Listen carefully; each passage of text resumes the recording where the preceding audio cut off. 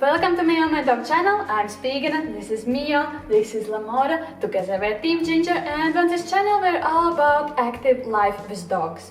One of the positive training cornerstones, of course, is a meaningful reward. You want to tell your dog that he did good. That's what you expected. Yes, here's your reward.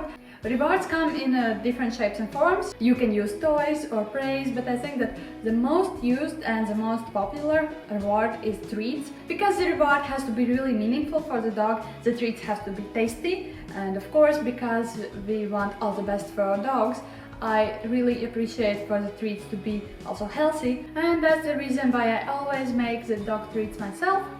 And today I want to share some of my favorite recipes that my dogs really love. Those are really simple recipes that don't need much ingredients and basically anyone can make them. Let's start by making my dog's all-time favorite treat, oven-baked pig liver. All you need is obviously a pig liver, a sharp knife and a baking pan that's lined with parchment. And the process is really very easy. Cut them in slices like this. I like to cut them for about half centimeter wide, and then you simply put those slices on the lined parchment paper. Now obviously, if you can't get your hands on pig liver, you can use whatever animal's liver or even bird's liver that you can get. But I like to use pig liver because even my meager human nose can smell the difference between pig liver and any other liver that I've ever baked. So that's the reason why I tend to stick with the pig liver. And my dogs absolutely adore this treat. Don't worry about the fact that right now slices are not the treat size. You'll cut them up after they are baked. If you are baking bird's liver, don't cut it up. Just put it in like those pieces already on the baking sheet, because bird's liver has a different texture and you really don't need to cut it up in slices. I know that for some people touching raw liver might be yucky, so I also suggest that if you don't like the texture or if you don't like touching the meat, simply get a kitchen gloves. And here we have a full plate fully lined with pig liver, and now it goes into the oven. Bake the liver for 10 to 15 minutes. Mostly I'll need less time than more, and it's way better to leave them juicy and be very careful not to over bake them. The liver has now been baking for 10 minutes, and I want to check if it's baked. And so I take a fork and a knife and I choose a medium piece, and I simply cut it open and see the middle. And if you don't see anything pink, the liver is baked and it's ready. So take the liver out of the oven and let it cool. I must confess, my dogs aren't the easiest to train, so they really need some very special treats. And the thing is, they also get really tired if I don't change up the treats. So if I would just feed them all the time the pig liver, it would really start losing its high value for them. And so I switch up the treats all the time. And that's why I'm often baking all the treats in batches, so that I have plenty of different treats in my freezer and I just change them up. And so another really good option is boiled bird heart. This time I'll be boiling duck's hearts because that was what was available for me. But you can use whatever you have, like chicken, turkey, doesn't really matter. Strain any liquid that's underneath the hearts and just drop the hearts in a clean saucepan. Cover the hearts in cold water. It's important that the water is cold, and the heart has to be really well covered. Leave like about centimeter water above them, and just put them on for boiling. There will appear this nasty foam on top of the water, and you really must take it off with a slotted spoon like this. When you have taken off the foam, you can throw away.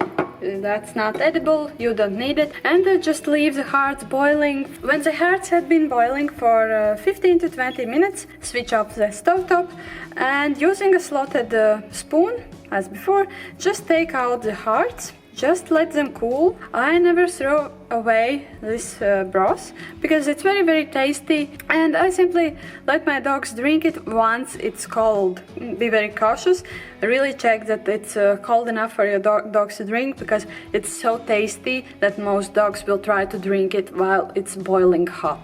Now this next recipe has slightly more ingredients, because this recipe is meat cutlets. There are no flour in those cutlets, and that's important for me because Mio is slightly allergic to all types of grains, so she can't eat any type of flour.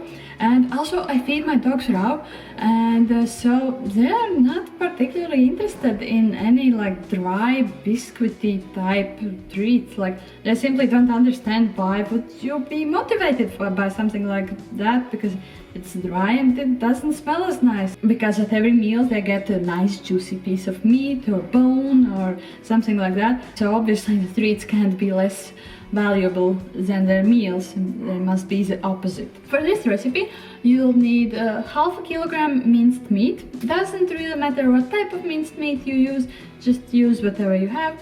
You'll need 2 eggs, and for seasoning I'll be using chicken liver. You'll also need a blender. It would be way easier to use like a standalone blender than this handheld, but unfortunately mine is broke, so for now I'm stuck with this one. And you'll also need your baking pan, a spoon, and a parchment for lining the baking pan. Start by blending together chicken liver. Add both eggs to the liver, without shells obviously, and just blend those livers and eggs smooth together. Now you should have like a liquid thing. To the liver and eggs add the minced meat. Lamora is inspecting if I'm doing a good job here. This is treats. And also Mio is also here, but she just can't put her nose on the table. Perks of being a large dog. And now mix the minced meat together with the liver. Mix them really thoroughly. Take a pan that's lined with the parchment, and with a tablespoon simply make like something, not even ball shaped, like just little blobs of meat.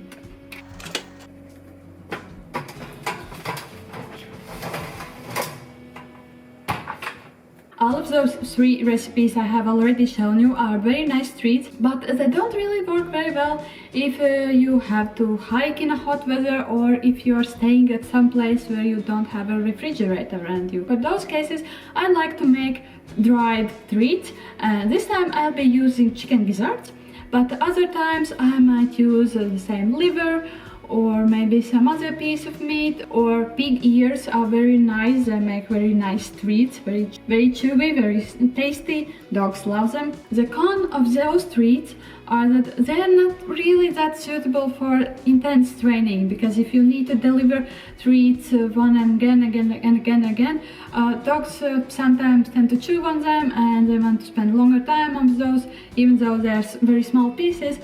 Simply cut up your chicken gizzard or whatever you decided to use in very small pieces, line them on parchment. Make sure that there is only one layer of the treats, they are not stacked on each other, they're on one nice clean layer. You have to put them in your oven at 100 degrees Celsius for 5 hours. So I know it's quite a lot of time, but the good thing is you don't have to like sit and watch them for those 5 hours. You can do whatever else you need to do at the house. If you found this video useful, one way you could reward me is by liking the video and leaving a comment below. Tell me which of those recipes are you going to try, or maybe you have your own special recipe that you'd like to share with me that I could try. And honestly, in the comments I'll even settle for a simple good girl. Well, that was really stupid of me.